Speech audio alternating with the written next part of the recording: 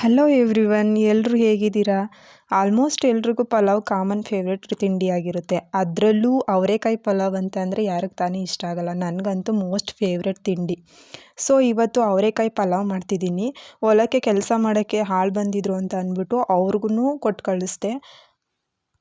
ನಿಮಗೇನಾದರೂ ಪಲಾವ್ ರೆಸಿಪಿ ಬೇಕು ಅಂತಂದರೆ ಕಮೆಂಟ್ ಮಾಡಿ, ನಾನು ನೆಕ್ಸ್ಟ್ ವೀಡಿಯೋದಲ್ಲಿ ಅಪ್ಲೋಡ್ ಮಾಡ್ತೀನಿ. ಆಮೇಲೆ ನಾನು ತಿಂಡಿ ಮಾಡಿಕೊಂಡು ಸ್ವಲ್ಪ ಟೈಮ್ ಇತ್ತು ಅಂತ ಹೇಳಿ ಓದ್ಕೊಳ್ಳೋ ಕೂತ್ಕೊಂಡೆ. ಸ್ವಲ್ಪ ಓದ್ತಿದ್ದಂಗೆ ನಮ್ಮ ಪಾಪು ಎದ್ಬಿಟ್ಲು. ಅವಳು ಎದ್ದಾದ್ಮೇಲೆ ಅವ್ಳಿಗೆ ಊಟ ಮಾಡಿಸಿ ಹಾಗೆ ಕೂತಿದ್ವಿ. ಹಾಲಲ್ಲಿ ನಮ್ಮ ಮನೆ ಒಳಗಡೆ ಗುಬ್ಬಚ್ಚಿ ಬಂದುಬಿಟ್ಟಿದ್ವು. ನಮ್ಮ ಪಾಪು ಅದನ್ನು ನೋಡಿಕೊಂಡು ನಿಂತಿದ್ಲು. ಅದಕ್ಕೆ ಇರಲಿ ಅಂತ ಒಂದು ವಿಡಿಯೋ ಮಾಡಿಕೊಂಡೆ. ಆ್ಯಕ್ಚುಲಿ ಇವಾಗ ಜಾಸ್ತಿ ಗುಬ್ಬಚ್ಚಿಗಳು ಕಾಣೋದೇ ಇಲ್ಲ. ನಾವು ಚಿಕ್ಕವರಿದ್ದಾಗ ಗುಬ್ಬಚ್ಚಿ ಗೂಡು ತಗೊಂಡು ಆಟ ಆಡ್ತಿದ್ವಿ. ಬಟ್ ಇವಾಗ ಗುಬ್ಬಚ್ಚಿಗಳು ಕಾಣೋದೇ ಅಪರೂಪ ಆಗ್ಬಿಟ್ಟಿದೆ. ಯಾಕೆ ಅಂತ ನಂಗೆ ಗೊತ್ತು, ನಿಮಗೂ ಗೊತ್ತಿದ್ರೆ ಕಮೆಂಟ್ ಹಾಕಿ, ನೋಡೋಣ ಎಷ್ಟು ಜನಕ್ಕೆ ಗೊತ್ತಿರುತ್ತೆ ಅಂತ.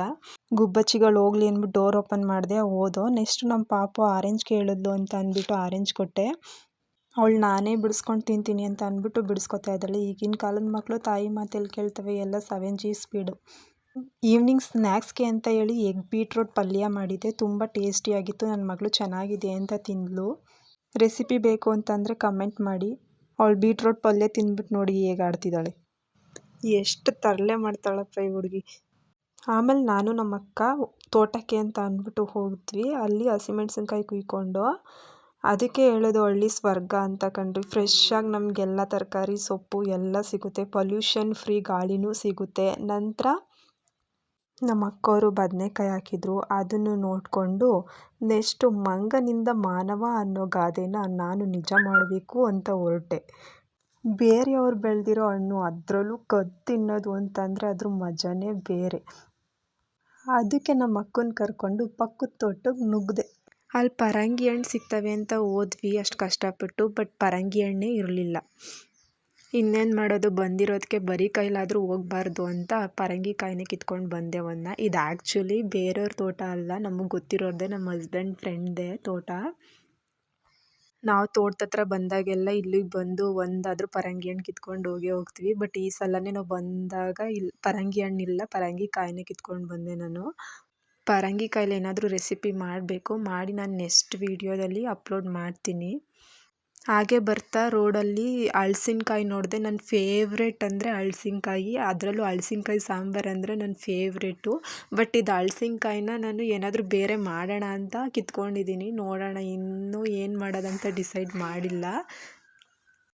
ಇದೂ ನಮ್ಮ ತೋಟ ಅಲ್ಲ, ಬೇರೆಯವ್ರ ತೋಟನೇ. ನಾವು ಬರಬೇಕಾದ್ರೆ ದಾರಿಲಿ ಕಾಣ್ತು ಅಂತ ಅಂದ್ಬಿಟ್ಟು ಕಿತ್ಕೊಂಡೆ. ನನಗೆ ಈ ಥರ ತೋಟಕ್ಕೆ ಹೋಗೋದು, ಏನಾದರೂ ಕಿತ್ಕೊಂಡು ಬರೋದಂದರೆ ತುಂಬ ಇಷ್ಟ. ಈ ಥರ ಸಣ್ಣ ಪುಟ್ಟ ವಿಷಯದಲ್ಲೇ ನಾನು ಖುಷಿ ಪಡ್ತೀನಿ. ಅದರಲ್ಲೂ ಬೇರೆ ಹೊಲದಲ್ಲಿ ಏನಾದರೂ ಕಿತ್ಕೊಂಡು ಬಂದೆ ಅಂತಂದರೆ ಏನೋ ಸಾಧನೆ ಮಾಡಿದ್ದೀನೇನೋ ಅನ್ನೋ ಥರ ಫೀಲ್ ಬರುತ್ತೆ. ನಾವು ಎಷ್ಟೇ ದೊಡ್ಡವರಾದರೂ ನಮ್ಮ ಮನಸ್ಸಲ್ಲಿ ಇನ್ನೂ ಮಕ್ಕಳು ಥರ ಚೇಷ್ಟೆ ಮಾಡೋ ಬುದ್ಧಿ ಇದ್ದೇ ಇರುತ್ತೆ. ನಾವು ಅದನ್ನು ಮುಚ್ಚಿಟ್ಕೋತೀವಿ. ಬಟ್ ಈ ಥರ ಇದ್ದರೆ ಸಣ್ಣ ಪುಟ್ಟ ವಿಷಯದಲ್ಲೂ ಖುಷಿ ಪಡ್ಬೋದು. ಅದಾದಮೇಲೆ ರಾತ್ರಿ ನಮ್ಮ ಭಾವನ ಮಕ್ಕಳಿಗೆ ಓದಿಸ್ತಿರ್ಬೇಕಾದ್ರೆ ನಮ್ಮ ಪಾಪು ಮಧ್ಯೆ ಬಂದು ಡಿಸ್ಟರ್ಬ್ ಮಾಡ್ತಿದ್ಲು, ಚೇಷ್ಟೆ ಮಾಡ್ತಿದ್ಲು. ಇದಾಗಿತ್ತು ಇವತ್ತಿನ ಬ್ಲಾಗ್ ಫ್ರೆಂಡ್ಸ್. ನಿಮ್ಗೆ ಈ ವಿಡಿಯೋ ಇಷ್ಟ ಆಗಿದ್ದರೆ ಲೈಕ್ ಮಾಡಿ ಮತ್ತು ಶೇರ್ ಮಾಡಿ. ಫ್ಲೈಯಿಂಗ್ ಕಿಸ್ ಕೊಟ್ಬಿಡು, ಫ್ಲೈಯಿಂಗ್ ಕಿಸ್ ಕೊಡು ಮಗಳೇ.